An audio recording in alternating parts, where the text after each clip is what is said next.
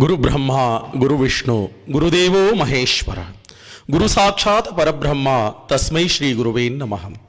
ಅಖಂಡ ಮಂಡಲಾಕಾರಂ ವ್ಯಾಪ್ತಂ ಏನ ಚರಾಚರಂ ತತ್ಪದಂ ದರ್ಶಿತಂ ಏನ ತಸ್ಮೈ ಶ್ರೀ ಗುರುವೇ ನಮಃ ಎಂಬ ಗುರುವಾಣಿಯನ್ನ ಸ್ಮರಿಸುತ್ತ ಪರಮ ಪೂಜ್ಯರಾಗಿರುವಂತಹ ವೇದಾಂತ ಕೇಸರಿ ಮಲ್ಲಿಕಾರ್ಜುನ ಶಿವಯೋಗಿಗಳ ಪಾದಗಳಿಗೆ ಕೋಟಿ ಕೋಟಿ ನಮನಗಳನ್ನು ಸಲ್ಲಿಸುತ್ತಾ ನಮ್ಮ ನಿಮ್ಮೆಲ್ಲರ ನಡೆದಾಡುವ ದೇವರೆಂದೇ ಪ್ರಸಿದ್ಧಿಯಾಗಿರುವಂತಹ ಬುದ್ಧಿಜಿಯವರಾಗಿರುವಂತಹ ಅಪ್ಪಾಜಿಯವರ ಸಿದ್ದೇಶ್ವರ ಅಪ್ಪಾಜಿಯವರ ಪಾದಕಮಲಗಳಿಗೂ ಸಹಿತ ಕೋಟಿ ಕೋಟಿ ನಮನಗಳನ್ನು ಸಲ್ಲಿಸುತ್ತಾ ಇಂದಿನ ಈ ಕಾರ್ಯಕ್ರಮಕ್ಕೆ ಕಾರಣೀಕರ್ತರಾಗಿರುವಂತಹ ನಮ್ಮ ಗುರುದೇವಾಶ್ರಮದ ಪರಮ ಪೂಜ್ಯರಾಗಿರುವಂತಹ ಡಾಕ್ಟರ್ ಅಮೃತಾನಂದ್ ಅಪ್ಪಾಜಿಯವರ ಪಾದಗಳಿಗೂ ಸಹಿತ ಕೋಟಿ ಕೋಟಿ ನಮನಗಳನ್ನು ಸಲ್ಲಿಸುತ್ತಾ ವೇದಿಕೆಯ ಮೇಲೆ ಆಸೀನರಾಗಿರುವಂತಹ ಸೋಮಲಿಂಗೇಶ್ವರ ಮಹಾಸ್ವಾಮೀಜಿಯವರೇ, ಪ್ರಜ್ಞಾನಂದ ಮಹಾಸ್ವಾಮೀಜಿಯವರೇ, ಸಿದ್ಧಪ್ರಸಾದ ಮಹಾಸ್ವಾಮೀಜಿಯವರೇ ಹಾಗೂ ಅವರಿವರೆನ್ನದೇ ಎಲ್ಲ ಪೂಜ್ಯರ ಪಾದಗಳಿಗೂ ಕೋಟಿ ಕೋಟಿ ಕೋಟಿ ನಮನಗಳನ್ನು ಸಲ್ಲಿಸುತ್ತಾ ಇಂದಿನ ಈ ಸುಂದರವಾದಂತಹ ಕಾರ್ಯಕ್ರಮಕ್ಕೆ ಆಗಮಿಸಿದಂತಹ ಎಲ್ಲ ನನ್ನ ತಾಯಂದಿರಿಗೂ,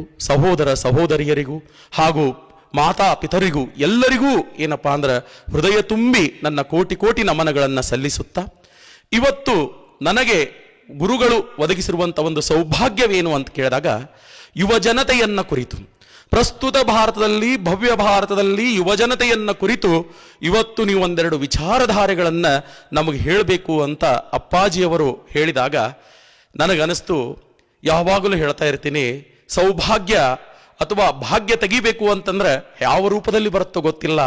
ಇಂತಹ ಮಹಾತ್ಮರ ದಿವ್ಯ ಸಾನ್ನಿಧ್ಯದೊಳಗೆ ಎಲ್ಲ ತಾಯಂದಿರು ತಂದೆಂದಿರ ಸ್ಥಾನದಲ್ಲಿ ಬಂದು ಎರಡು ಮಾತನಾಡಲಿಕ್ಕೆ ನನಗೆ ಅವಕಾಶ ಕೊಟ್ಟಿದ್ದು ಪರಮ ಪೂಜ್ಯರಿಗೆ ಕೋಟಿ ಕೋಟಿ ಕೋಟಿ ನಮನಗಳನ್ನು ಮತ್ತೊಮ್ಮೆ ಸಲ್ಲಿಸುತ್ತಾ ಇವತ್ತು ಯುವಜನತೆ ಅಂದ್ರೆ ಯಾರಿಗೆ ಅನ್ನಬೇಕು ಅನ್ನುವಂಥದ್ದನ್ನ ಸ್ಪಷ್ಟವಾಗಿ ಒಂದು ವಿಚಾರಧಾರೆಗೆ ಬರೋಣ.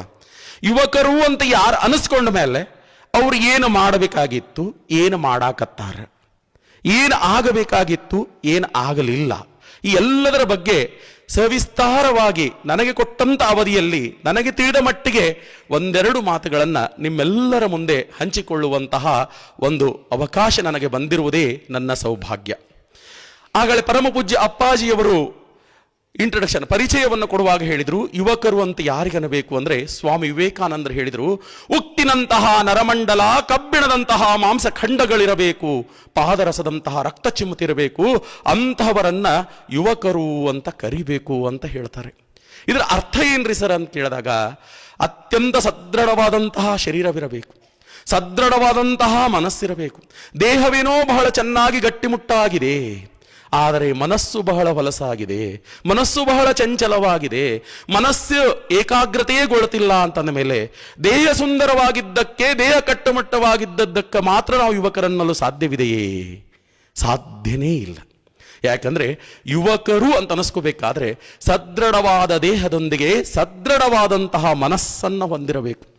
ಈ ಸದೃಢವಾದ ಮನಸ್ಸು ಯಾರಿಂದ ಸಿಗುತ್ತದೆ, ಎಲ್ಲಿ ಸಿಗುತ್ತದೆ ಅನ್ನುವಂಥದ್ದನ್ನು ವಿಚಾರ ಮಾಡಿದಾಗ ಇಂತಹ ಮಹಾತ್ಮರ ದಿವ್ಯ ಸಾನ್ನಿಧ್ಯದೊಳಗೆ ಅವರ ನುಡಿಮುತ್ತುಗಳನ್ನು ಕೇಳಿದಾಗ, ಅವರ ಮಾತುಗಳನ್ನು ಕೇಳಿದಾಗ, ಅವರ ಜೀವನವನ್ನು ನಮ್ಮ ಜೀವನದಲ್ಲಿ ಕಿಂಚಿತ್ತಾದರೂ ಅಳವಡಿಸಿಕೊಂಡಿದ್ದಾಗ ಮಾತ್ರ ಅದು ಸದೃಢವಾದಂತಹ ಮನಸ್ಸು ನಿರ್ಮಾಣವಾಗಲಿಕ್ಕೆ ಸಾಧ್ಯವಿದೆ. ಯಾಕಂದ್ರೆ ಶರಣಾದಿ ಶರಣರು ಯೋಗಿಗಳೆಲ್ಲರೂ ಹೇಳಿರುವಂತಹ ಮಾತೇನು ಗೊತ್ತಾ? ಮನಸ್ಸೊಂದು ಮರ್ಕಟವಿದ್ದಂತೆ ಅಂತ ಹೇಳ್ತಾರೆ. ಮನಸ್ಸೊಂದು ಮಂಗೆ ಇದ್ದಂಗ, ಆ ಕೊಂಬೆಯಿಂದ ಈ ಕೊಂಬೆಗೆ, ಈ ಕೊಂಬೆಯಿಂದ ಆ ಕೊಂಬೆಗೆ ಜಿಗಿತಾನೇ ಇರುತ್ತೆ. ನಾವು ಮನಸ್ಸು ಹೇಳಿದ್ದನ್ನೆಲ್ಲ ಕೇಳ್ಕೊತ ಹೋದ್ರೆ ನಾವು ಜೀವನದೊಳಗೆ ಏನನ್ನಾದರೂ ಸಾಧನೆ ಮಾಡಲಿಕ್ಕೆ ಸಾಧ್ಯವಿದೆಯೇ? ಸಾಧ್ಯನೇ ಇಲ್ಲ. ಅದಕ್ಕೆ ಇಂತಹ ಮರ್ಕಟವಾಗಿರುವಂತಹ ಮನಸ್ಸನ್ನ ಹತೋಟಿಯಲ್ಲಿ ಇಟ್ಟುಕೊಳ್ಳಬೇಕಾದ್ರೆ ಇವತ್ತಿನ ನಮ್ಮ ಯುವಜನತೆ ಮಾಡಬೇಕಾದಂತಹ ಕಾರ್ಯಗಳೇನು ಅನ್ನುವಂಥದ್ದನ್ನ ಸ್ವಲ್ಪ ಅರ್ಥ ಮಾಡ್ಕೋಬೇಕಾಗ್ತದೆ. ಇವತ್ತು ನಮ್ಮ ಯುವಜನತೆ ಏನು ಮಾಡಬೇಕ್ರಿ ಸರ್? ಹೌದಾ, ಇವತ್ತು ಬಹುಶಃ ಯುವಕರಿಗಿಂತ ಯುವಕರ ಪಾಲಕರೇ ಅತಿ ಹೆಚ್ಚು ಸಂಖ್ಯೆಯಲ್ಲಿ ಇವತ್ತು ನಾವು ಸೇರಿದ್ದೇವೆ. ನೀವು ಪಾಲಕರಾದ ನಿಮ್ಮ ಕರ್ತವ್ಯಗಳ ಬಗ್ಗೆನೂ ಒಂದೆರಡು ಮಾತನಾಡಲೇಬೇಕಾಗುತ್ತದೆ. ಹೌದಾ? ಆ ನಿಟ್ಟಿನೊಳಗೆ ನೋಡಿದಂತಹ ಸಂದರ್ಭದೊಳಗೆ ಇವತ್ತಿನ ನಮ್ಮ ಯುವಜನತೆ ಅನ್ನುವಂಥದ್ದು ಏನನ್ನ ಅಳವಡಿಸಿಕೊಂಡ್ರೆ ನಾವು ಒಂದು ಸದೃಢವಾದಂತಹ ರಾಷ್ಟ್ರ ಕಟ್ಟುವಂತಹ ಯುವಕರಾಗಲಿಕ್ಕೆ ಸಾಧ್ಯವಿದೆ ಅನ್ನುವಂಥದ್ರ ಬಗ್ಗೆ ನೋಡಿದಾಗ ಶರಣರು ತಮ್ಮ ಸಾಹಿತ್ಯದೊಳಗೆ, ಶರಣರು ತಮ್ಮ ಜೀವನವನ್ನು ಉದ್ಧಾರ ಮಾಡಿಕೊಳ್ಳುವಂಥ ನಿಟ್ಟಿನೊಳಗೆ ನಮಗಾಗಿಯೇ ಕೆಲವೊಂದು ವಚನಗಳನ್ನು, ನಮಗಾಗಿಯೇ ಕೆಲವೊಂದು ಪದಗಳನ್ನು, ನಮಗಾಗಿಯೇ ಕೆಲವೊಂದು ಹಿತನುಡಿಗಳನ್ನು ಪರಮ ಪೂಜ್ಯ ಅಪ್ಪಾಜಿಯವರು ಅನೇಕ ಸಾವಿರಾರು ಪ್ರವಚನಗಳೆಲ್ಲ ಯುವಜನತೆಯನ್ನು ಕುರಿತು ಎಷ್ಟು ಅದ್ಭುತವಾದಂತಹ ಮಾತುಗಳಿವೆ. ಆ ನಿಟ್ಟಿನೊಳಗೆ ನಮ್ಮ ಯುವಜನತೆ ಮಾಡಬೇಕಾಗಿದ್ದ ಕೆಲಸ ಬಹಳ ಕಡಿಮೆ ಇದೆ. ಒಂದು 5-6 ಕೆಲಸ ನಾವು ಅಷ್ಟು ಮಾಡಿಬಿಟ್ರೆ ಏನಾಗ್ತದೆ ಅನ್ನುವಂಥದ್ದನ್ನು ನಾವು ತಿಳ್ಕೋಬೇಕಾಗ್ತದೆ. ಏನು ಮಾಡಬೇಕಾಗಿದೆ ನಮ್ಮ ಯುವಜನತೆ ಅಂತ ಕೇಳಿದಾಗ ಒಂದು ಬಹಳ ಮುಖ್ಯವಾದಂಥ ಕೆಲಸ ಮಾಡಬೇಕಾಗಿದೆ. ಏನಂದ್ರೆ, ಬರುವ ನಿದ್ರೆಯ ತಗ್ಗಿಸಲು ಬೇಕು, ಜನಗಳ ಪರಿಚಯ ಇಲ್ಲದಂತಿರಬೇಕು, ಮಾತಿನ ಹರಿವು ಬಿಟ್ಟಿರಬೇಕು, ಬಹು ಏಕಾಂತವಿರಬೇಕು, ಹಿರಿದ ಶನವನ್ನು ಬಿಟ್ಟಿರಲೇಬೇಕು, ಮರೆಯಬೇಕು ಪ್ರಪಂಚ ವಾಸನವನ್ನೆಲ್ಲ ಅಂತ ಶರಣಾದಿ ಶರಣರು ಹೇಳಿರುವಂತಹ ಮಾತುಗಳು. ಇಷ್ಟೇ ಮಾಡಬೇಕಾಗಿದೆ ನಮ್ಮ ಯುವಜನತೆ, ಬಹಳ ಏನೂ ಮಾಡಬೇಕಾಗಿಲ್ಲ. ಬರುವ ನಿದ್ರೆಯ ತಗ್ಗಿಸಲು ಬೇಕು. ಸರ್, ನಿದ್ದೆ ಬಂದಾಗೆಲ್ಲ ಮಕ್ಕೋತೀನಿ ಅಂತಂದ್ರೆ ಸಾಧನೆ ಆಗ್ಲಿಕ್ಕೆ ಸಾಧ್ಯವಿದೆಯೇ? ನಿದ್ದೆ ಬಂದಾಗೆಲ್ಲ ನಾ ಮಕ್ಕೋತೀನಿ ಅಂತಂದ್ರೆ ಸಾಧನೆ ಮಾಡಲಿಕ್ಕೆ ಸಾಧ್ಯವಿದೆಯೇ? ಇಲ್ಲ.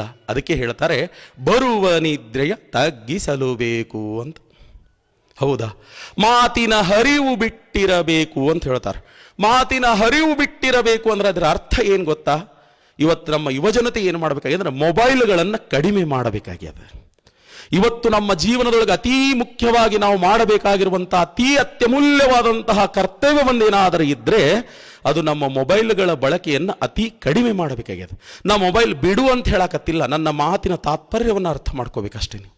ಯಾಕಂದ್ರೆ ಇವತ್ತು ಜಗತ್ತು ನಾವು ಸ್ಪೀಡ್ದಲ್ಲಿ ಹೊಂಟಿದ್ದೇವೆ, ವಿಶಾಲವಾಗಿ ಕಂಪ್ಯೂಟರ್ ಯುಗದಲ್ಲಿದ್ದೇವೆ, ಅದರಲ್ಲಿದ್ದೇವೆ, ಇದರಲ್ಲಿದ್ದೇವೆ ಅಂತ ಏನು ಹೇಳ್ತಾ ಇದ್ದೀವಲ್ಲ, ಆ ಯುಗದೊಂದಿಗೆ ಹೋಗುವುದು ನಮ್ಮ ನಿಯಮ.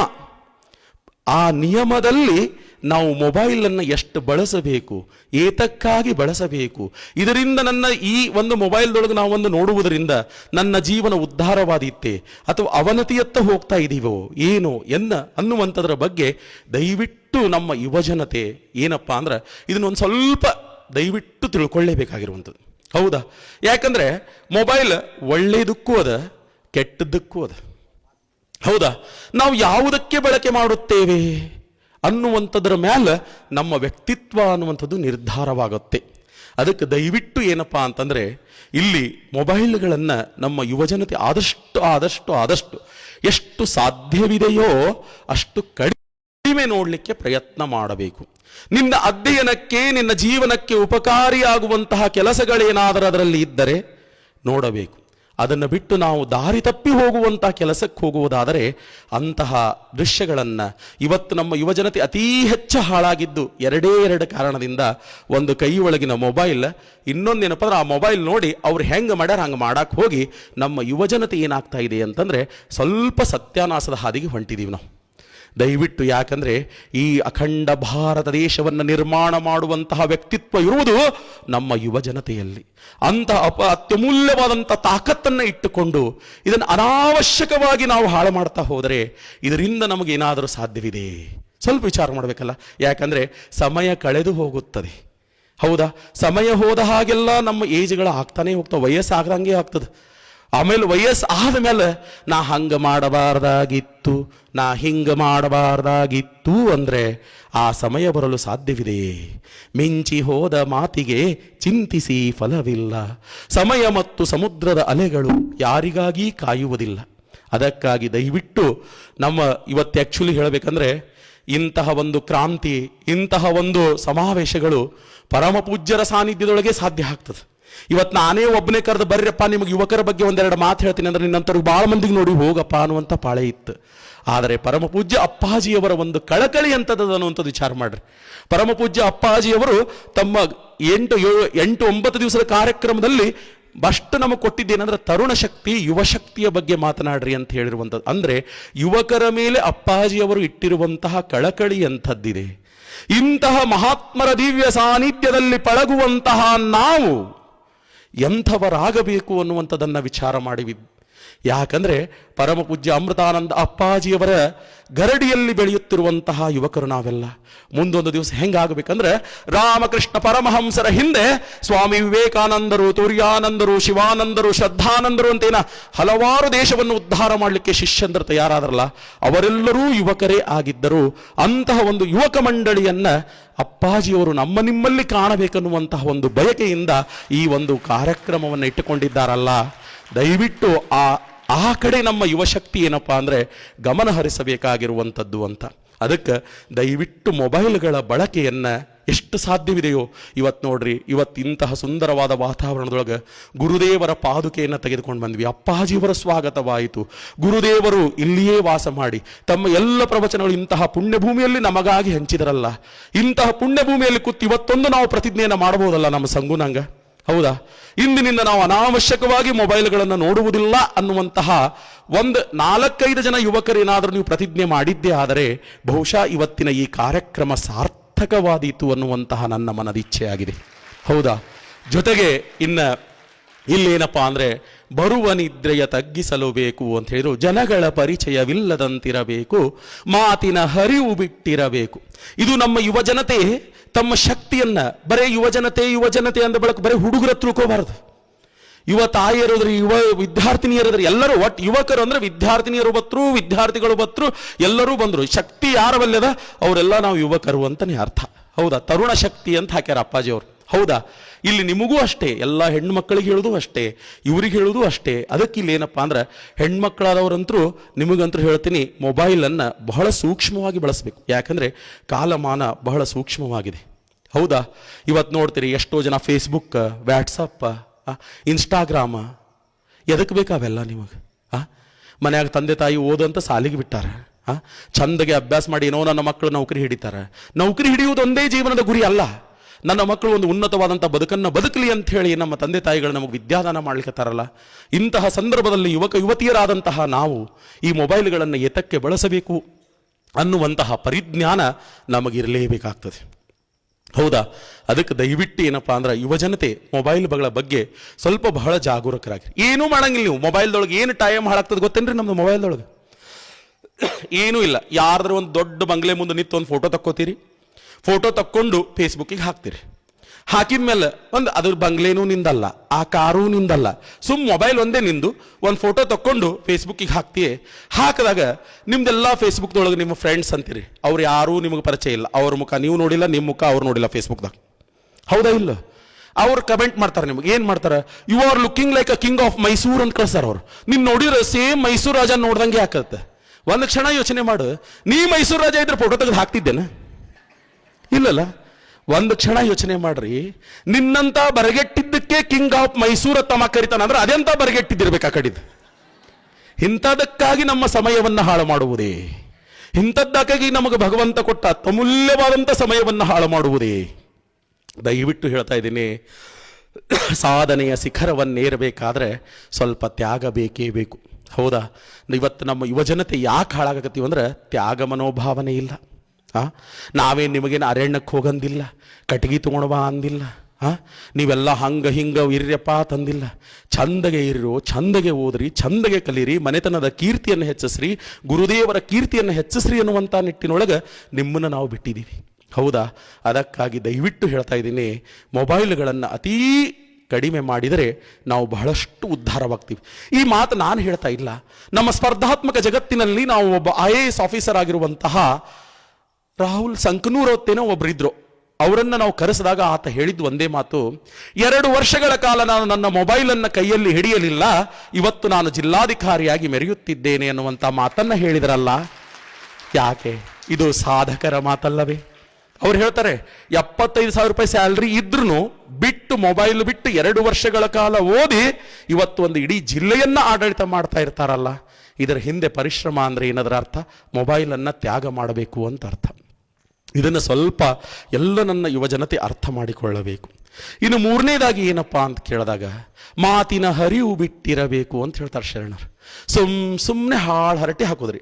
ಅವ ಹಂಗಂದ, ಈಕಿ ಹಿಂಗಂದ್ಲು, ಅವ್ರು ಹಂಗಂದ್ರು, ಇವ್ರು ನನಗೆ ಹಂಗಂದ್ರು, ಅವ್ರನ್ನ ನಾ ನೋಡ್ಕೋತೀನಿ, ಇವ್ರನ್ನ ನೀ ನೋಡ್ಕೋತಿ, ಮುಂದೆ ಇವನಿಗೂ ಒಂದು ಟೈಮ್ ಬರ್ತೈತಿ, ಈಗ ನನಗೂ ಒಂದು ಟೈಮ್ ಬಂದದು. ಎದಕ್ಕೆ ಬೇಕವ ಇವೆಲ್ಲ? ಎದಕ್ಕೆ ಬೇಕು? ವಿಚಾರ ಮಾಡಿರಲ್ಲ. ಸುಮ್ಮನೆ ಕಾಲಹರಣ ಮಾಡೋದಾ? ಒಂದು ಮಾತು ಹೇಳಿರಿನ, ಅಂದವರು ನಮ್ಮವ್ರೆ, ಅಲ್ಲಾರ್ದವರು ನಮ್ಮವ್ರೆ, ಹೌದಾ? ಏನಂದಾರ ಅವ್ರು ನಿಮಗೆ ಭಾಳ ಆದ್ರೆ ಏನಂದಾರ? ನಿನ್ನಂತವೇನು ಉದ್ಧಾರ ಹಾಕಿಲೆ ಅಂದಾರ, ನಿನ್ನಂತಕ್ಕೇನು ಉದ್ಧಾರ ಹಾಕಿ ಅಂತಂದಿರ್ತಾರೆ, ಹೌದು. ಅವ್ರು ಅಂದ ಮಾತ್ರಕ್ಕೆ ನಾವು ಹಾಳಾಗೇ ಬಿಟ್ಟಿವೆ. ಎದಕ್ಕೆ ಹೇಳ್ತಾರೆ ಶರಣರು? ನಿಂದಕರಿರಬೇಕು ಹೊಲಸು ಹಂದಿಯ ಹಾಗೆ ಅಂತ. ನಿಂದಕರಿರಬೇಕು ಹೊಲಸು ಹಂದಿಯ ಹಾಗೆ ಅಂದ್ರೆ ನಮ್ಮ ಪಾಪ ಕರ್ಮಗಳನ್ನು ತೊಳಿಲಾಕ ಅವರು ಬೇಕೇ ಬೇಕು. ಅವ್ರಿಗೆ ನಾವು ಎದುರು ಉತ್ತರ ಕೊಟ್ಟಿವಿ ಅಂದ್ರೆ ನಾವು ಪಾಪಿಗಳೇ. ಎದಕ್ಕೆ ಅವ್ರು ಏನಂದಾರ ಅದಕ್ಕೆ ಯಾವಾಗಲೂ ಶರಣ ಇರ್ತಾರೆ. ಇವತ್ತು ಯಾರೋ ಒಬ್ರು ನಿಮಗೆ ಬೈತಾರೆ, ಬೈದ ಕೂಡಲೇ ಸಿಟ್ಟಿಗೆ ಬರಬಾರ್ದ್ರಿ. ಶರಣರು ಎಷ್ಟು ಚಂದ ಹೇಳ್ತಾರೆ, ಬೈದವರೆನ್ನ ಬಂಧುಗಳೆಂಬೆ, ಜರಿದವರೆನ್ನ ಜನ್ಮ ಬಂಧುಗಳೆಂಬೆ, ಹೊಗಳಿದವರೆನ್ನ ಹೊನ್ನ ಶೂಲದಲ್ಲಿಕ್ಕಿದರೆಂಬೆ ಕೂಡಲ ಸಂಗಮ ದೇವ ಅಂತ ಹೇಳಿಲ್ಲ. ಇವತ್ತು ಯಾರೋ ಒಬ್ರು ನಿಮಗೆ ಬಂದು ಬೈದಾರ, ಎದಕ್ಕೋ ಒಂದು ಕಾರಣಕ್ಕೆ ಬೈದಾರ, ನಿಂದ ಸರಿಯೋ ತಪ್ಪೋ ಬೈದಾರ ಅವರು. ಆ ಬೈದವರಿಗೆ ಉತ್ತರ ಕೊಡಕ್ಕೆ ಹೋಗಬೇಡ, ಬೈದವ್ರು ದೊಡ್ಡವ್ರು ಅನ್ಕೊಳ್ಬೇಕು ಅಷ್ಟೇ ನಾವು. ಹೌದಾ? ಒಳ್ಳೆಯದು, ನಾನು ತಪ್ಪು ದಾರಿಯಲ್ಲಿದ್ದರೆ ಅವರು ಬೈದಿದ್ದಾರೆ, ತಿದ್ದುಕೊಳ್ಳೋಣ. ನಾನು ತಪ್ಪು ದಾರಿ ಇಲ್ಲ ಆದರೂ ಬೈದಿದ್ದಾರೆ, ಅದು ಅವ್ರ ಪಾದಕ್ಕೆ ಬಿಟ್ಟು ಬಿಡೋಣ. ಅವ್ರ ಜೊತೆ ವಾದ ವಿವಾದಕ್ಕೆ ಇಳಿಯುವಂತಹ ಕಾರ್ಯ ಯಾವತ್ತಿಗೂ ಮಾಡಬಾರ್ದು. ಯಾಕಂದ್ರೆ ಶರಣರು ಹೇಳ್ತಾರೆ, ಬಹಳ ಅದ್ಭುತವಾದಂಥ ಮಾತುಗಳು ಹೇಳ್ತಾರೆ ಅವರು ಶರಣರು. ಯಾಕಪ್ಪ ಅಂದ್ರೆ ಒಂದು ಟೈಮ್ ನೋಡ್ರಿ, ಈಗ ಅವ್ರು ಹಂಗಂದ್ರು ಇವ್ರು ಹಿಂಗಂದ್ರು ಅಂತ ನಾವು ಇದನ್ನೇ ತಲೆಯಾಗಿ ಗೋಸ್ ಮಾಡ್ಕೋತ ಕುಂದ್ರಿ, ಇದೇ ಆಕಿ ಮತ್ತಿಷ್ಟು ದ್ವೇಷ ಭಾವನೆ ಬೆಳೀತದೆ. ಅವರಿವರ ಬಗ್ಗೆ ದ್ವೇಷ ಭಾವನೆ ಬೆಳೀತದೆ ಹೊರತು ಪ್ರೀತಿ ಭಾವನೆ ಬರ್ಲಕ್ಕೆ ಸಾಧ್ಯನೇ ಇಲ್ಲ. ಹೌದಾ? ಅದಕ್ಕೆ ಯಾವಾಗಲೂ ಹೇಳ್ತೀನಿ, ಅನಾವಶ್ಯಕವಾಗಿ ಕಾಲಹರಟೆ ಮಾಡಬಾರ್ದು. ಕೆಲವರು ಬೈಲಕತ್ತೇ ಹುಟ್ಟಿರ್ತಾರೆ ಈ ಭೂಮಿ ಮೇಲೆ, ನಮ್ಮ ತಪ್ಪಿರ್ಲಿ ಇರದಿರ್ಲಿ, ಒಟ್ಟು ನಮಗೆ ಯಾವತ್ತೂ ಒಂದು ಟೀಕೆ ಮಾಡಕತ್ತೇ ಇರ್ತಾರೆ ಅವ್ರು ನಮ್ಮ ಜೋಡಿ. ಅಂಥವ್ರಿಗಂತರೂ ಪುರಂದರದಾಸರು ಹೇಳ್ತಾರೆ, ವೈರಿಯ ಹೆಸರು ನಿನ್ನ ಮನೆಯ ಮಗನಿಗಿಡು ಅಂತ ಹೇಳ್ತಾರೆ ಅವ್ರು. ನೋಡ್ರಿ, ವೈರಿಯ ಹೆಸರು ನಿಮ್ಮ ಮನೆಯ ಮಗನಿಗಿಡು, ಯಾಕಂದ್ರೆ ಅವನ ಹೆಸರು ಕರೆದಾಗ ಒಮ್ಮೆ ನೀ ಬಹಳ ಜಾಗೃತವಾಗಿರ್ತಿ ಅಂತ ಹೇಳ್ತಾರೆ. ಹೌದಾ? ಅದಕ್ಕೆ ದಯವಿಟ್ಟೇನಪ್ಪ ಅಂದ್ರೆ ನಮ್ಮ ಯುವಜನತೆ ಏನದಿರಲ್ಲ, ನೀವು ಎಲ್ಲದರೊಳಗೂ ಸ್ಟ್ರಾಂಗ್ ಆಗಬೇಕು. ಅಗಳಿರಲ್ಲ. ಈಗ ಅಮೃತಾನಂದ ಅಪ್ಪಾಜಿಯವರು ಇದು ಫುಲ್ ಎಲ್ಲ ಆಶ್ರಮದ ಒಂದು ತಾಸು ಕಸರತ್ತು ಮಾಡಿದಾಗ ಫುಲ್ ಬೆವರು ಇರ್ತದೆ. ಸುಮ್ಮನೆ ನಾವು ನೀವು ಸ್ಟೇಜ್ ಮಾಡ್ತೀವಿ, ಒಮ್ಮೆರೆ ಬೆವರು ಇಳಿಸಿವ ಇಲ್ಲ, ಸುಮ್ಮ ಆರಾಮ್ ತಿಂದು ಉಂಡು ಆರಾಮ್ ಹೆಂಗಿರ್ಬೇಕು ಹಂಗೆ ಅದೀವಿ ನಾವು. ಆದರೂ ಸ್ವಲ್ಪ ಏನಪ್ಪ ಅಂದ್ರೆ ಅಪ್ಪಾಜಿಯವರು ಏನು ಮಾಡ್ತಾ ಇದ್ದಾರೋ ಅದರೊಳಗಿಂದು ಒಂದು ಸಾಸಿವೆ ಕಾಳಷ್ಟಾದರೂ ನಾವು ಅಳವಡಿಸಿಕೊಳ್ಳೋಣ. ಅಂದಾಗ ಈ ಜನ್ಮ ಸಾರ್ಥಕವಾದೀತು ಅನ್ನುವಂಥದ್ದು. ಒಂದು ಮಾತು ಹೇಳ್ತಾ ಇರ್ತೀನಿ, ಅವರು ಇವರು ಯುವಜನತೆ ಏನು ಟೈಮ್ ಪಾಸ್ ಮಾಡ್ತೀವಿ ನೋಡಿ ನಾವು, ಅವ್ರು ಇವ್ರ ಬಗ್ಗೆ ಮಾತಾಡಿ ಏನು ಟೈಮ್ ಪಾಸ್ ಮಾಡಾಕತ್ತೀವಲ್ಲ, ಇವ್ರ ಬಗ್ಗೆ ಒಟ್ಟ ತಲೆ ಕೆಡಿಸ್ಕೋಬೇಡ್ರಿ. ಯಾಕಂದ್ರೆ ಜನ ಹೆಂಗಿದ್ರು ಒಂದು ಅಂತಾರೆ, ಜನದ ಬಗ್ಗೆ ತಲೆ ಕೆಡಿಸ್ಕೊಳ್ಳೋದು ಬೇಡ. ನಮಗೇನು ತಲೆಯಾಗಿರ್ಬೇಕು ಹೇಳಿ ನಾನು ನಿಮಗೆ, ನಮ್ಮ ಯುವಜನತೆ ತಲೆಯಾಗಿಟ್ಕೋಬೇಕಾಗಿದೆ. ಹೆಂಗೆ ಗೊತ್ತ? ತಂದೆ ತಾಯಿಗಳ ಆಶೀರ್ವಾದ ನಮ್ಮ ಮೇಲದ, ಇಂತಹ ಪೂಜ್ಯರ ಆಶೀರ್ವಾದ ನಮ್ಮ ಮೇಲದ. ಹೌದಾ?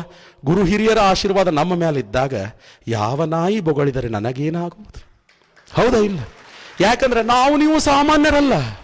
ಇಂಥ ಅದ್ಭುತವಾದಂತಹ ವಾತಾವರಣದಲ್ಲಿ ಕೂತು 4 ಹಿತನುಡಿಗಳನ್ನ ಪೂಜ್ಯರಿಂದ ನಾವು ಕೇಳ್ತೀವಿ ಅಂತಂದ ಮೇಲೆ ನಾವು ಸಾಮಾನ್ಯರೇ, ನಾವು ಸಾಮಾನ್ಯರಲ್ಲ. ಸಾಮಾನ್ಯರಂತೆ ನಾವು ಎಂದೂ ವರ್ತಿಸಲೂಬಾರದು. ನಾವಿರುವುದು ಒಂದು ಗುರುವಿನ ಬಲದಲ್ಲಿ, ಒಂದು ಗುರುವಿನ ಆರಾಧ್ಯ ಸನ್ನಿಧಿಯಲ್ಲಿ, ಗುರುದೇವರ ಮಾರ್ಗದರ್ಶನ ನಮ್ಮ ಮೇಲೆ ಅದ. ಅಂದ ಮೇಲೆ ನಾವೇನಪ್ಪ ಅಂದ್ರೆ ಯಾರಿಗೂ ಅಂಜದೆ ಅಳಕದೆ ಏನಪ್ಪ ಅಂದ್ರೆ ನಮ್ಮ ಕಾರ್ಯದಲ್ಲಿ ನಾವು ತೊಡಗಬೇಕು ಅಂತ ಅರ್ಥ. ಅಂದಾಗ ಮಾತ್ರ ಈ ಜನ್ಮದ ಸಾರ್ಥಕತೆಯನ್ನು ನಾವು ಪಡೀಲಿಕ್ಕೆ ಸಾಧ್ಯವಾಗತ್ತೆ. ಹೌದಾ? ಅದಕ್ಕೆ ಯಾವಾಗಲೂ ಹೇಳ್ತಾ ಇರ್ತೀನಿ, ಒಂದು ಸತೆ ಕುಮಾರವ್ಯಾಸನ ಒಂದು ಕಾವ್ಯ ಬರುತ್ತೆ, ಹೇಳ್ತಾನವ, ಅವ್ರು ಹಂಗಂದ್ರೆ ಇವ್ರು ಹಿಂಗಂದ್ರೆ ಅಂತ ಹೇಳಿ ನಮ್ಮ ಓದು ಹುಡುಗರು ತಲೆಯಾಗ ಹಾಕೊಂಡು ಓದೋದು ಬಿಡ್ತಾವ, ಒಕ್ಕಲ್ತನ ಮಾಡೋರ್ತಾವ. ಏನೋ ಒಬ್ಬೊಬ್ಬ ಪಾಪ ನಮ್ಮ ಹುಡುಗರು ಒಕ್ಕಲ್ತನ ಮಾಡ್ತಿರ್ತಾವ, ಒಬ್ಬ ಬಂದ ತಾನ ಈಗೇನು ಒಕ್ಕಲ್ತನದಾಗ ಭಾಳ ಉಳ್ದದ, ಎಲ್ಲ ಹೋಗ್ಯದ. ಮತ್ತೆ ಎಲ್ಲ ಹೋಗಿದ್ರೆ ಏನು ತಿತಿ ಮತ್ ನೀ? ಅವು ಮಾಡುವಂಥ ಯುವಕರಿಗೂ ಬಂದು ಕೆಡ್ಸೋರು ಭಾಳ ಮಂದಿ ಇದಾರ್ರಿ. ಪಾಪ ಅವು ಏನೋ ತಮ್ಮ ಮನ್ಯಾಗ ಏನೋ ಸ್ಫೂರ್ತಿಯಾಗಿ ಏನೋ ಆಗಿ ಒಂದು ಹೊಸ ಮಾದರಿ ಒಳಗೆ ರೈತ ಕೆಲಸ ಮಾಡ್ತಿರ್ತಾವ, ಅವ್ರಿಗೆ ಸುಮ್ಮನೆ ತಲೆಯಾಗ ತುಂಬುದು, ಅವು ಬಂದು ಆಜು ಬಾಜುದವ್ರು ತುಂಬುದು. ಈಗೇನು ಉಳಿದ ಒಕ್ಕಲ್ತನದಾಗ ಹಿಂದಿಕ್ಕೆ ನಂಗೆ ಏನೂ ಇಲ್ಲ. ಮತ್ತೆ ಹಿಂದಿಕ್ಕಿನಾಗೂ ಅದೇ ಜೋಳ ಬಿತ್ತಿ ಬೆಳೆದಿದ್ದಿ, ಅದೇ ಭೂಮಿ ಮೇಲೆ ಬೆಳೆದಿದ್ದಿ, ತಿಂದಿದ್ದಿ, ಬದುಕಿದ್ದಿ, ಇವತ್ತು ಅದೇ ಅದಿಲ್ಲ. ಮತ್ತೆ ಅದಕ್ಕೆ ಯಾಕೆ ಹುಳ ಬಿಡುದು ತಲೆಯಾಗ? ಹೌದಿಲ್ಲ? ವಿಚಾರ ಮಾಡ್ರಿ. ಇದನ್ನೆಲ್ಲ ನಾ ಯಾಕೆ ಹಾಕ್ತೀನಿ ಅಂದ್ರೆ ನಾವು ಸುತ್ತಮುತ್ತ ನಾವೆಲ್ಲ ರೈತ ಬಾಂಧವರ ಮಕ್ಕಳದೀವಿ. ನಾವೆಲ್ಲರೂ ರೈತರಾದ್ರೆ ಎಂದೂ ಗೈರಲ್ಲ. ಇದು ಪರಮ ಪೂಜ್ಯ ಅಪ್ಪಾಜಿಯವರು ತಮ್ಮ ಜೀವನದ್ದಕ್ಕೂ ಹೇಳ್ಯಾರ. ಹೌದಾ? ಕೋಟಿ ವಿದ್ಯೆಗಳಲ್ಲಿ ಮೇಟಿ ವಿದ್ಯೆಯೇ ಮೇಲು ಅಂತ. ಹೌದಾ? ಇವತ್ತು ಯಾರೇ ನಾವು ನಮ್ಮ ಮಕ್ಕಳು ಯಾರೇ ಒಕ್ಕಲ್ತನ ಮಾಡಕತ್ತಾರ, ನಮ್ಮ ಹುಡುಗರು ಒಕ್ಕಲ್ತನ ಮಾಡಕತ್ತಾರ, ಹೆಮ್ಮೆಯಿಂದ ಹೇಳ್ರಿ, ನನ್ನ ಮಗ ಒಬ್ಬ ರೈತ ದೇಶಕ್ಕೆ ಅನ್ನ ಹಾಕವ ನಂತರ ಹೆಮ್ಮೆಯಿಂದ ಹೇಳುವಂತ ಕಾರ್ಯ ಮಾಡಬೇಕಾಗ. ಅದನ್ನು ಬಿಟ್ಟು ಮಾರಿ ಸಪ್ಪಗೆ ಮಾಡಿ ನಮ್ಮ ಮಗ ಒಬ್ಬ ಕಲಿತು ಅಮೇರಿಕಕ್ಕೆ ಹೋಗ್ಯಾನ್ರಿ, ಒಬ್ಬ ಇಲ್ಲೇ ಒಕ್ಕಲ್ತನ ಮಾಡ್ತಾನ್ರಿ. ಯಾಕೆ ಅವ ಒಕ್ಕಲ್ತನ ಮಾಡ್ಯಾನ ತಾವ ಅಮೇರಿಕಕ್ಕೆ ಹೋಗ್ಯಾನ, ಇಲ್ಲಿ ಆಮೇಲೆ ಹೋಗಿದ್ದು ಅಮೇರಿಕಕ್ಕೆ. ಹೌದಾ? ಇಲ್ಲ. ಅದಕ್ಕೆ ಯಾವಾಗಲೂ ಹೇಳ್ತೀನಿ, ರೈತ ತಾಯಂದಿರಾಗಿರ್ಬೋದು, ರೈತ ತಂದೆಂದ್ರೆ ನೀವೆಲ್ಲಿ ಪಾಲಕರು ಹೆಚ್ಚು ಸಂಖ್ಯೆಯಲ್ಲಿರುವುದಕ್ಕೆ ನಮ್ಮ ಯುವಜನತೆ ಏನಾದರೂ ರೈತ ಕಾರ್ಯದಲ್ಲಿ ತೊಡಗಿದ್ರೆ ಅವರಿಗೆ ಪ್ರೋತ್ಸಾಹ ಬೆನ್ನೆಲುಬಾಗಿ ನಿಂದ್ರೆ. ಈ ಭೂಮಿ ತಾಯಿಯನ್ನು ನಂಬಿದವರು ಯಾವತ್ತೂ ಕೆಟ್ಟಿಲ್ಲ. ಭೂಮಿಗೆ ಬಿದ್ದ ಬೀಜ, ಎದೆಗೆ ಬಿದ್ದ ಅಕ್ಷರ, ಗಿಡ ಆಗಲೇಬೇಕು, ಮೊಳಕೆ ಆಗಲೇಬೇಕು, ಮರ ಆಗಲೇಬೇಕು, ಹಣ್ಣು ಕೊಡಲೇಬೇಕು. ಈ ಸತ್ಯವನ್ನ ಮಕ್ಕಳಿಗೆ ತಿಳಿಸಿಕೊಡಬೇಕಾದವರು ನಾವು. ಹೌದಾ? ಅದಕ್ಕೆ ಇಲ್ಲಿ ಅವರಿವರ ಬಗ್ಗೆ ತಲೆ ಕೆಡಿಸ್ಕೋಬೇಡ್ರಿ ಅನ್ನಕ ಒಂದು ಶರಣರು ಒಂದು ಮಾತು ಹೇಳ್ಯಾರ. ಏನು ಹೇಳ್ಯಾರಪ್ಪ ಅಂತಂದ್ರೆ, ಕುಮಾರವ್ಯಾಸ ನಿಮಗೆ ಗೊತ್ತಿಲ್ಲ, ಗೊತ್ತಿರ್ಬೋದು. ಕುಮಾರವ್ಯಾಸ ಅಂತ ಹೇಳಿ ನಾವು ನೋಡ್ತೀವ್ರಿ, ಅವರು ಗದುಗಿನ ಭಾರತ ಅನ್ನುವಂತಹ ಒಂದು ಕಾವ್ಯ ಬರೀತಾರೆ. ಅವ ನಾ ಮಹಾಭಾರತ ಬರಿತೀನಿ ಅಂತಂದಾಗ ಅಲ್ಲಿರುವಂತಹ ಸಮಕಾಲೀನ ಜನ ಏನಂದ್ರತ್ ಗೊತ್ತೇನ್ರಿ? ನಿನ್ನಂತವೇನ ಮಹಾಕಾವ್ಯ ಬರೀತಿ, ನಿನ್ನ ಕೈಲಿ ಏನಾಗ್ತದ? ಅಂತ ವ್ಯಾಸ ಮಹರ್ಷಿನೇ ಅದನ್ನು ಬರೀಬೇಕಾದ್ರೆ ರಗಡ್ ಪಾಪ ಕಷ್ಟಪಟ್ಟು ಬರ್ದಾನ, ನಿನ್ನಂತವನ ಕೈಲಿ ಏನು ಬರೆಯಕ್ಕೆ ಆಕೈತಿ ಅಂದ್ರಂತ. ಹಂಗ ಅಂದಾರ ಅಂತವತ್ತೇನಾರ ಕುಮಾರವ್ಯಾಸ ಮಹಾಭಾರತವನ್ನು ಬರೆದು ಬಿಟ್ಟಿದ್ದ ಅಂದ್ರೆ ಇವತ್ತು ಈ ವೇದಿಕೆ ಮೇಲೆ ನಮ್ಮ ನಿಮ್ಮ ಬಾಯಿ ಒಳಗೆ ಬರ್ತಿದ್ದಿಲ್ಲ. ಅದಕ್ಕೆ ಅವ ಒಂದು ಮಾತು ಹೇಳ್ತಾನೆ, ಚೋರ ನಿಂದಿಸಿ ಶಶಿಯ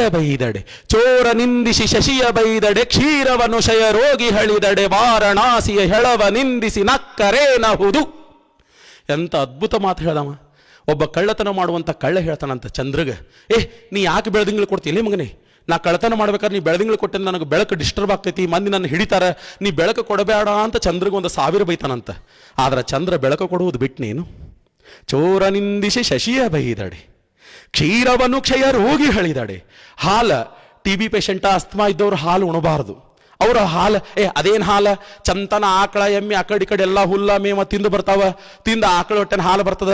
ಅದೇನು ಹಾಲು ಚಲೋ, ಅದೇನು ಚಲೋ, ಹಿಂಗತ್ತೆ ಹಾಲಿಗೆ ಅಲ್ಲುಗಳಿದ್ರೆ ಈ ಜಗತ್ತಿನೊಳಗೆ ಏನಾರೇ ಹಾಲಿನ ಕಿಮ್ಮತ್ ಕಡಿಮೆ ಆಗ್ಯದೇನ್ರಿ? ಈ ಜಗತ್ತಿನೊಳಗೆ ಇವತ್ತಿಗೂ ಹಾಲಿನ ಕಿಮ್ಮತ್ ಏನಾರೇ ಕಡಿಮೆ ಆಗ್ಯದೇನು? ಕ್ಷೀರವನ್ನು ಕ್ಷಯ ರೋಗಿ ಹಳಿದಡೆ ವಾರಣಾಸಿಯ ಹೆಳವ ನಿಂದಿಸಿ.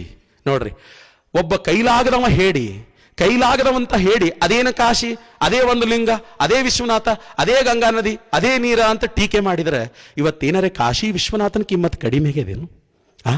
ಇಲ್ಲಲ್ಲ. ಅದಕ್ಕೆ ನಾವು ಯಾವಾಗಲೂ ಹೇಳ್ತೀನಿ, ಕುಮಾರವ್ಯಾಸನ ಮನೋಭಾವನೆ ಇರಬೇಕು ನಮ್ಮ ಯುವಕರಲ್ಲಿ. ಚೋರ ನಿಂದಿಸಿ ಶಶಿಯ ಬೈದಡೆ ಕ್ಷೀರವನ್ನು ಕ್ಷಯ ರೋಗಿ ಹೇಳಿದಡೆ ವಾರಣಾಸಿಯ ಹೆಳವ ನಿಂದಿಸಿ ನಕ್ಕರೇನಹುದು. ಯಾರ ನಕ್ರೇನು, ಯಾರ ಬಿಟ್ರೇನು, ನನ್ನ ಕಾರ್ಯವನ್ನು ನಾನು ಸದೃಢವಾಗಿ ಮಾಡ್ತೀನಿ, ಗುರುದೇವರ ಪಾದವನ್ನು ನಂಬಿದ್ದೇನೆ, ತಂದೆ ತಾಯಿಗಳ ಆಶೀರ್ವಾದ ನಮ್ಮ ಮ್ಯಾಲದ, ನಾ ಮಾಡೇ ಮಾಡ್ತೀನಿ ಅನ್ನುವಂತಹ ಮನೋಧೈರ್ಯ ನಮ್ಮ ಯುವ ಜನತೆಗೆ ಬರಬೇಕು ಅನ್ನುವಂಥದ್ದನ್ನು ತಿಳ್ಕೋಬೇಕಾಗ್ತದೆ. ಇನ್ನೊಂದೇನು ಉಳಿದದ ಹೇಳ್ತಾರೆ, ಹಿರಿದ ಶನವನ್ನು ಬಿಟ್ಟಿರಲು ಬೇಕು ಅಂದ್ರೆ ಅರ್ಥ ಆಚಾರ ವಿಚಾರ ಸಂಸ್ಕಾರ. ನಮ್ಮ ಹಿರಿಯರು ಬಹಳ ಚಂದ ಹೇಳ್ಯಾರ, ನಾವು ಮನುಷ್ಯರದೀವಿ, ಮನುಷ್ಯ ಜನ್ಮದ ತಿಳುವಳಿಕೆ ಉಳ್ಳಂತ ಜನ್ಮದ, ತಿನ್ನಬೇಕಾಗಿದ್ದೇ ತಿನ್ರಿ. ಹೌದಾ? ಶರಣರು ಹೇಳ್ತಾರೆ, ತಿನ್ನಬೇಕಾಗಿದ್ದೇ ತಿನ್ನಬೇಕಲ್ಲ ಈ ಭೂಮಿ ಮೇಲೆ. ಮಾನವ ಜನ್ಮಕ್ಕೆ ಬಂದೀವಿ, 84 ಲಕ್ಷ ಕೋಟಿ ಜೀವರಾಶಿಯನ್ನು ದಾಟಿ ಬಂದ ಈ ಶರೀರ ಅಂತ ಹೇಳ್ತೀವಿ. ಇಂಥ ಅದ್ಭುತವಾದಂತಹ ಶರೀರಕ್ಕೆ ಎಷ್ಟು ಬೇಕು ಹಿತವಾದ ಮಿತವಾದ ಆಹಾರವನ್ನು ಹಾಕಬೇಕು ನಮ್ಮ ಯುವಜನತೆ. ಇವತ್ತು ನೋಡ್ತಾ ಇರ್ತೀವಿ, ಅದಕ್ಕೆ ನಾವು ಸ್ವಲ್ಪ ಬದ್ಧರಿಲ್ಲ, ನಮ್ಮದು ಹೊಟ್ಟೆ ಬಾಬಂದ್ರೆ ಕರೆ. ಆದರೆ ನಿಮಗೊಂದು ಮಾತು ಹೇಳ್ತೀನಿ, ಯಾಕಂದರೆ ಆಹಾರ ಪದ್ಧತಿ ಒಳಗೆ ಬಹಳ ನಮ್ಮ ಯೋಗಿಗಳ ಹಾಗೆ. ಹೌದಾ? ಯಾವತ್ತು ಹೇಳ್ತೀನಿ, ತಿನ್ನಬೇಕಾಗಿದ್ದನ್ನು ತಿನ್ನಬೇಕು, ಮಾತನಾಡಬೇಕಾಗಿದ್ದನ್ನು ಮಾತನಾಡಬೇಕು, ಇವೆಲ್ಲ ತಿಳ್ಕೋಬೇಕು. ಅದಕ್ಕೆ ಆಹಾರ ಪದ್ಧತಿಯನ್ನೂ ಸಹಿತ ನಾವೇನಪ್ಪ ಅಂದ್ರೆ ಸ್ವಲ್ಪ ಅಳವಡಿಸ್ಕೊಳ್ಬೇಕಾಗ್ತದೆ. ಹೌದಾ? ಇವತ್ತು ನಮ್ಮ ಯುವತಿಯರು ಅಂದರೆ ವಿದ್ಯಾರ್ಥಿನಿಯರು ಕೇಳಿದ್ರೆ ಅವ್ರ ಬ್ಯಾಗ್ದಾಗ ತೆಗಿರಿಬೇಕಾರೆ ನೀವು ಬರೀ ಚಾಕ್ಲೇಟ ಕುರುಕುರೆ ಇವೇ ಅದಾವ ಅವ್ರ ಬ್ಯಾಗ್ನಾಗ. ಈ ಕಡೆ ನಮ್ಮ ಹುಡುಗರು ಬ್ಯಾಗ್ನಾಗ ತೆಗೀರಿ ಗುಟಕ, ಅವು ಏನು ಮಾತಿರಬಾರ್ದು ವಸ್ತುಗಳೆಲ್ಲ ಅವೇ ಅದಾವ. ಯಾಕೆ? ಇದು ಎದಕ್ಕೆ ಬೇಕು ನಮಗೆ? ಭಗವಂತ ಕೊಟ್ಟಿರುವ ಇಂತಹ ಈ ಸುಂದರವಾದ ಶರೀರ, ಬಸವಣ್ಣನವರು ಹೇಳಿಲ್ವೇ, ಎನ್ನ ದೇಹವೇ ದೇಗುಲ ಅಂತ ಹೇಳಿದ್ರು. ಇಂತಹ ದೇಗುಲಕ್ಕೆ, ಪವಿತ್ರವಾದಂತಹ ದೇಗುಲಕ್ಕೆ ಪವಿತ್ರವಾದಂಥ ತೀರ್ಥ ಪ್ರಸಾದವನ್ನು ಹಾಕಬೇಕೇ ವಿನಃ ಅನಾವಶ್ಯಕವಾಗಿ ಶರೀರ ಹಾಳು ಮಾಡುವಂತಹ ತಿಂಡಿ ತಿನಿಸುಗಳನ್ನು ಹಾಕಿ ಈ ಶರೀರವನ್ನು ಒಮ್ಮೆ ಹೋದ್ರೆ ಬರ್ತೀವ್ರೆ, ಹುಟ್ಟಿದ ಹುಳ ಒಮ್ಮೆ ಸಾಯಲೇಬೇಕು ಅಂತ ನಿಮಗೆಲ್ಲರಿಗೂ ಗೊತ್ತದ.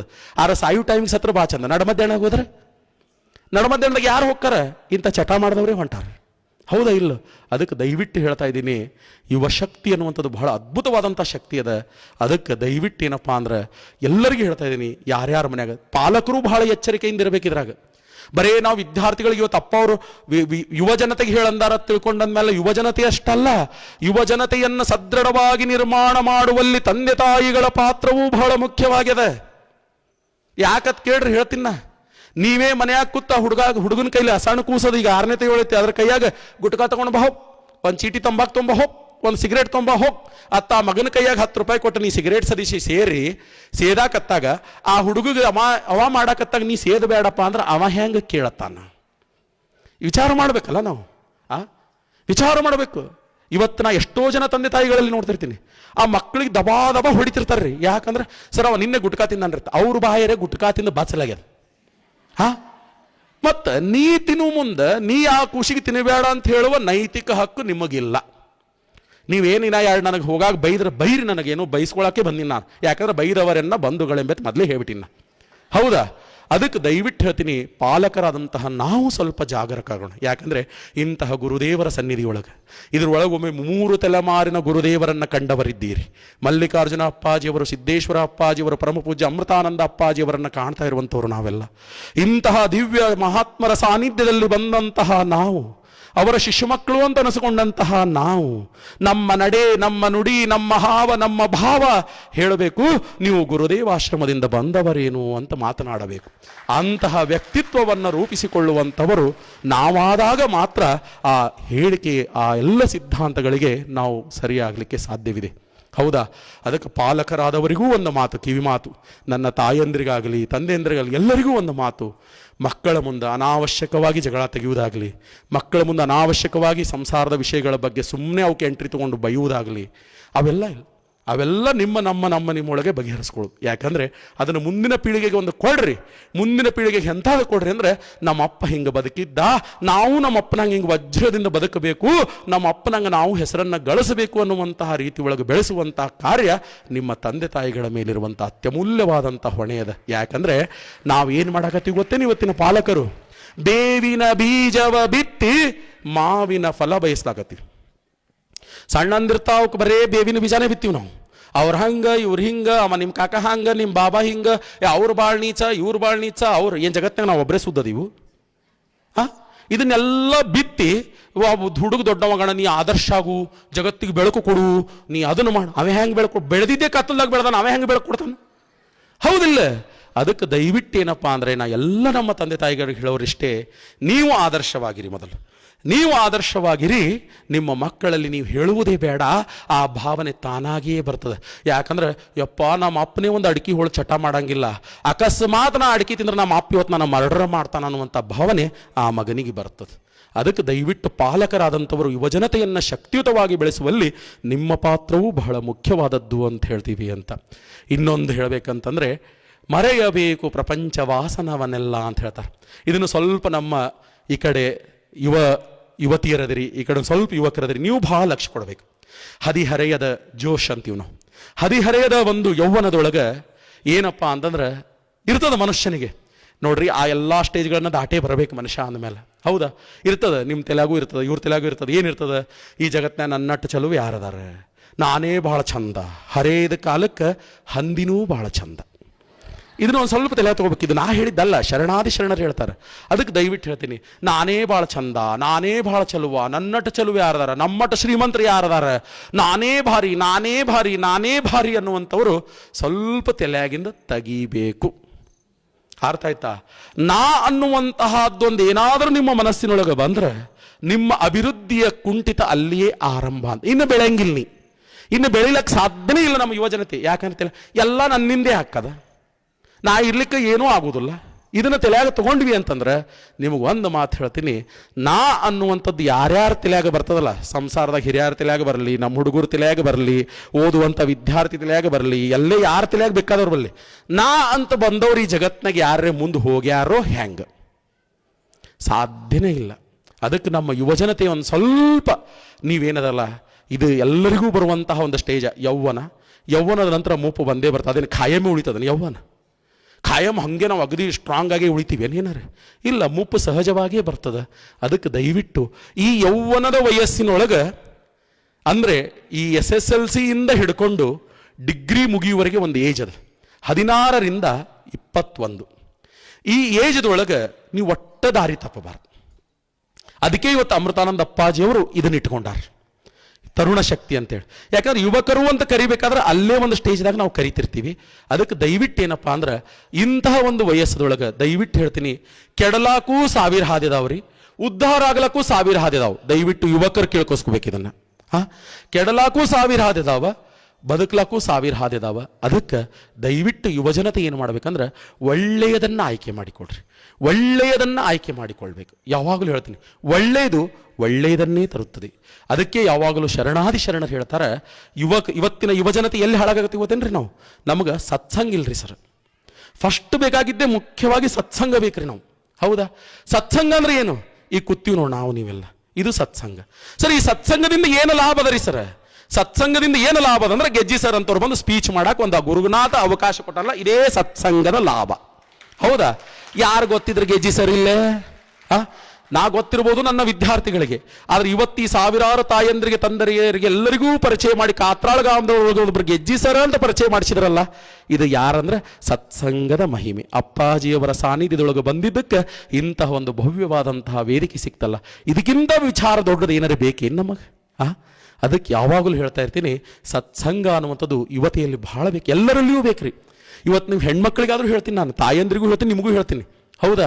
ಸುಮ್ಮನೆ 4 ಮಂದಿ ಬಾತಿಗೆ ಬಾರ್ದವ್ರ ಜೋಡಿ ಕೂಡಿ ಅದು ಆಕಿ ಆ ಮನೆ ಅನ್ನಕ್ಕಿ ಹಿಂಗ, ಈ ಮನೆ ಅನ್ನಕ್ಕಿ ಹಿಂಗ, ಆಕಿನ ಸಸಿ ಹಂಗ, ಈಕಿನ ಸಸಿ ಹಿಂಗ, ಯಪ್ಪ ಬಿಟ್ಟು ಬಿಡ್ರಿ ಯವ್ವ, ಇದು ಬಿಟ್ಟು ಬಿಡ್ರಿ ಹೋಗ್ಲಿ. ಕೂತ್ರ ನಿತ್ರ ಮಾತಾಡ್ರಿ. ನಮ್ಮ ಪರಮ ಪೂಜ್ಯ ಸಿದ್ದೇಶ್ವರ ಅಪ್ಪಾಜಿಯವ್ರು ಹೆಂಗೆ ಬದುಕ್ಯಾರ, ಅಮೃತಾನಂದ ಅಪ್ಪಾಜಿಯವ್ರು ನಮಗೆ ಹೆಂಗೆ ಹೇಳ್ಯಾರ, ಇವೆಲ್ಲ ನೀವು ಏನಾಗ್ತದೆ ಗೊತ್ತೇನ, ಇವೆಲ್ಲ ನಮ್ಮ ಸಣ್ಣ ಹುಡುಗರ ಮೇಲೆ ಸಂಸ್ಕಾರ ಬೀರ್ತಾವ. ಸಣ್ಣ ಹುಡುಗರ ಮೇಲೆ ಸಂಸ್ಕಾರ ಬೀರ್ತಾವೆ. ಯಪ್ಪ ನಮ್ಮವ್ವ ಅಪ್ಪ ಎಷ್ಟು ಚಂದ ನಮಗೆ ಪದ್ಧತಿ ಕಲಿಸ್ಯಾರ ಅನ್ನುವಂಥದ್ರ ಬಗ್ಗೆ ನಮಗೆಲ್ಲ ಮಾಹಿತಿಯನ್ನು ಕೊಡ್ತಾವ. ಅದಕ್ಕೇನಪ್ಪ ಅಂದ್ರೆ ಮರೆಯಬೇಕು ಪ್ರಪಂಚ ವಾಸನವೆಲ್ಲ, ಇದೆಲ್ಲ ತಲೆಯನ್ನು ತೆಗೆದು ಬಿಡ್ರಿ ಯುವಕರು. ನೀವೊಂದು ಯುವಶಕ್ತಿ, ನಿಮ್ಮಿಂದ ದೇಶ ನಿರ್ಮಾಣದ ಕಾರ್ಯ ಆಗಬೇಕಾಗ್ಯದ. ಇಂತಹ ಪರಮ ಪೂಜ್ಯರ ಮೇಲಿಂದ ಮೇಲೆ ಅವರ ಹಿತವಚನಗಳನ್ನು ಕೇಳಬೇಕು, ಅಪ್ಪಾಜಿಯವರ ಪ್ರವಚನಗಳನ್ನು ಕೇಳಬೇಕು. ಇದೆಲ್ಲದರ ಜೊತೆಗೆ ಲಾಸ್ಟ್ ಒಂದೇ ಒಂದು ಮಾತು ಹೇಳಿ ಮುಗಿಸ್ತೀನಿ, ಏನಪ್ಪ ಅಂದ್ರೆ ಸಚ್ಚಾರಿತ್ರ್ಯವಂತರಾಗಿರಬೇಕು. ಇಷ್ಟೋತನ ಎಲ್ಲ ಹೇಳಿದೆ, ಇವೆಲ್ಲ ಇದ್ದು ಇದು ಒಂದು ದಂಡಿದಿರಲಿಲ್ಲ ಅಂದ್ರೆ ನೀ ಅದಕ್ಕೂ ಉಪಯೋಗ ಇಲ್ಲ ಅಂದಂಗೆ. ಅದಕ್ಕೆ ಯಾವಾಗಲೂ ಹೇಳ್ತಾ ಇರ್ತೀನಿ, ಸಚ್ಚಾರಿತ್ರ್ಯವೆಂಬುದು ಒಂದು ಮರವಾದರೆ ಸತ್ಕೀರ್ತಿ ಎಂಬುದು ಅದರ ನೆರಳು ಅಂತ ಹೇಳ್ತಾರೆ. ಶೀಲವಿಲ್ಲದ ಯೌವನ ಪರಿಮಳವಿಲ್ಲದ ಪುಷ್ಪದಂತೆ ಅಂತ. ನೀನು ಎಷ್ಟು ಸುಂದರವಾಗಿದ್ದರೇನು, ನೀನು ಎಷ್ಟು ಇದು ಆಗಿದ್ದರೇನು, ನಿನ್ನಲ್ಲಿ ಚಾರಿತ್ರ್ಯ ಅನ್ನುವಂಥದ್ದೇ ಇಲ್ಲ ಅಂತಂದ ಮೇಲೆ ನೀ ತೃಣಕ್ಕೆ ಸಮಾನ, ನೀ ಯಾವುದಕ್ಕೂ ಯೋಗ್ಯನಲ್ಲ ಅನ್ನುವಂಥದ್ದನ್ನು ಶರಣಾದಿ ಶರಣರು ಹೇಳಿರುವಂಥದ್ದನ್ನು ನಾವು ನೋಡ್ತೀವಿ ಅಂತ. ಅದಕ್ಕಾಗಿ ದಯಮಾಡಿ ಏನಪ್ಪ ಅಂದ್ರೆ ಎಲ್ಲರಿಗೂ ನಾನು ಹೇಳುವುದಿಷ್ಟೇ, ನಮ್ಮ ಯುವಜನತೆ ಅನ್ನುವಂಥವರು ಇವುಗಳನ್ನೆಲ್ಲ ಅಳವಡಿಸಿಕೊಂಡು ನಿಮ್ಮ ಉಜ್ವಲವಾದಂಥ ಭವಿಷ್ಯವನ್ನು ರೂಪಿಸಿಕೊಳ್ಳ್ರಿ. ಇವತ್ತಿನ ಸ್ಪರ್ಧಾತ್ಮಕ ಜಗತ್ತು ಬಹಳ ವಿಶಾಲವಾಗಿದೆ. ಒಂದು ನೌಕರಿ ಬೇಕು ಅಂತಂದರೆ ನಿಮಗೊಂದು ಸ್ಮಾಲ್ ಉದಾಹರಣೆ ಹೇಳ್ತೀನಿ. 3,000 ಪೊಲೀಸ್ ಪೋಸ್ಟ್ ಕರ್ದಾನ್ರಿ, 9 ಲಕ್ಷ ಅಪ್ಲಿಕೇಶನ್ ಹಾಕಿದ್ದಾರೆ. 9 ಲಕ್ಷ ಜನ ನೌಕರಿಗೆ ಅಪ್ಲಿಕೇಶನ್ ಹಾಕ್ಯಾರ, ಬೇಕಾಗಿದ್ದು 3,000 ಜನ. ಅದಕ್ಕೆ ದಯವಿಟ್ಟು ಏನಪ್ಪ ಅಂದ್ರೆ ಹಿಂಗೆ ಸ್ಪರ್ಧಾತ್ಮಕ ಜಗತ್ತು ಬಹಳ ವಿಶಾಲದ. ಉನ್ನತವಾದಂಥ ಹುದ್ದೆಗಳನ್ನು, ಉನ್ನತವಾದಂಥ ಕಾರ್ಯವನ್ನು ಬಯಸಿದ್ದಲ್ಲಿ ನೀವೆಲ್ಲರೂ ಈ ಎಲ್ಲ ಅಂಶಗಳನ್ನು ಅಳವಡಿಸಿಕೊಂಡು ಒಂದು ಉತ್ತಮವಾದಂಥ ದೇಶವನ್ನು ನಿರ್ಮಾಣ ಮಾಡುವಂತಹ ಯುವಕರು ಯುವತಿಯರು ನೀವೆಲ್ಲರೂ ಆಗಬೇಕು. ಮುಂದೊಂದು ದಿನ ನಮ್ಮ ಭವ್ಯ ಭಾರತ ದೇಶ ಅನ್ನಬೇಕು. ಇಂತಹ ಸುಂದರವಾದಂಥ ಯುವಕರು ಇಂತಹವರ ಸಾನ್ನಿಧ್ಯದೊಳಗೆ ಏನಪ್ಪ ಅಂದ್ರೆ ಬೆಳೆದು ಇಂತಹ ಭವ್ಯವಾದಂತಹ ರಾಷ್ಟ್ರ ನಿರ್ಮಾಣ ಮಾಡ್ಯಾರ ಅನ್ನುವಂಥ ರೀತಿ ಒಳಗೆ ಹೇಳ್ತಾ, ಕೊನೆಯದಾಗಿ ಯುವಜನತೆ ನಿಮ್ಮ ತಂದೆ ತಾಯಿಗಳ ಬಗ್ಗೆ ಗೌರವವಿರಲಿ, ನಿಮ್ಮ ತಂದೆ ತಾಯಿಗಳನ್ನು ಪ್ರೀತಿಸಿರಿ. ತಂದೆ ತಾಯಿಗಳನ್ನು ವೃದ್ಧಾಶ್ರಮಕ್ಕೆ ಬಿಡುವಂಥ ಮಕ್ಕಳು ನಮ್ಮ ಭಾರತ ದೇಶದಲ್ಲಿ ಬೇಡ. ತಂದೆ ತಾಯಿಗಳನ್ನು ಸಂಸ್ಕಾರಯುತವಾಗಿ ನೋಡಿಕೊಳ್ಳುವಂತಹ ಮಕ್ಕಳು ನೀವೆಲ್ಲರೂ ಆಗಬೇಕು ಅನ್ನುವಂತಹ ರೀತಿ ಒಳಗೆ ಹೇಳ್ತಾ, ಇನ್ನೊಂದೇನಪ್ಪ ಅಂತಂದರೆ ದಯವಿಟ್ಟು ಯಾವ ಯೂನಿವರ್ಸಿಟಿಗಳೂ ಕೊಡದೇ ಇರುವಂತಹ ನೋಬೆಲ್ ಪಾರಿತೋಷಕ್ಕಿಂತಲೂ ಉನ್ನತವಾದಂಥದ್ದು, ಭಾರತ ರತ್ನಕ್ಕಿಂತಲೂ ಉನ್ನತವಾದಂತಹ ಒಂದೇ ಒಂದು ಪದವಿ ಪಡಿಬೇಕಾಗಿದೆ ನಮ್ಮ ಯುವಜನತೆ. ಏನಂದ್ರೆ ಹೆತ್ತ ಜೀವಗಳು ಹೇಳಬೇಕು, ಇಂಥ ಒಬ್ಬ ಮಗ ಹುಟ್ಟದ ನನ್ನ ಜನ್ಮವೇ ಸಾರ್ಥಕವಾಯಿತು, ಇಂಥಕ್ಕೊಬ್ಬ ಮಗಳು ಹುಟ್ಟಿದ್ಲು ನನ್ನ ಜನ್ಮವೇ ಸಾರ್ಥಕವಾಯಿತು ಅನ್ನುವಂಥ ರೀತಿ ಒಳಗೆ ಬದುಕೋಣ ಅನ್ನುವಂಥ ರೀತಿ ಒಳಗೆ ಹೇಳ್ತಾ, ಇಲ್ಲಿ ಕರೆದು ನನಗೆ ಒಂದಿಷ್ಟು ಮಾತನಾಡಲು, ನಿಮ್ಮಂಥ ಹಿರಿಯರ ಜೊತೆಗೆ ಮಾತನಾಡಲು ಅವಕಾಶವನ್ನು ಮಾಡಿಕೊಟ್ಟಂತಹ ಗುರುದೈವಾಶ್ರಮದ ಡಾಕ್ಟರ್ ಪರಮಪೂಜ್ಯ ಅಮೃತಾನಂದ ಅಪ್ಪಾಜಿಯವರ ಪಾದಗಳಿಗೆ ಕೋಟಿ ಕೋಟಿ ಕೋಟಿ ನಮನಗಳನ್ನು ಹೇಳ್ತಾ, ಅಲ್ಪನ ನುಡಿ ಏನಾದರೂ ಅದರಲ್ಲಿ ಲೋಪದೋಷಗಳಿದ್ದರೂ ಅವೆಲ್ಲವೂ ನಿಮ್ಮ ಪಾದಕ್ಕೆ ಸಮರ್ಪಿಸಿ ನನ್ನ ಒಂದೆರಡು ಮಾತುಗಳಿಗೆ ವಿದಾಯ ಅನ್ನುವಂಥ ರೀತಿಯೊಳಗೆ ಹೇಳ್ತಾ ನಮಸ್ತೆ.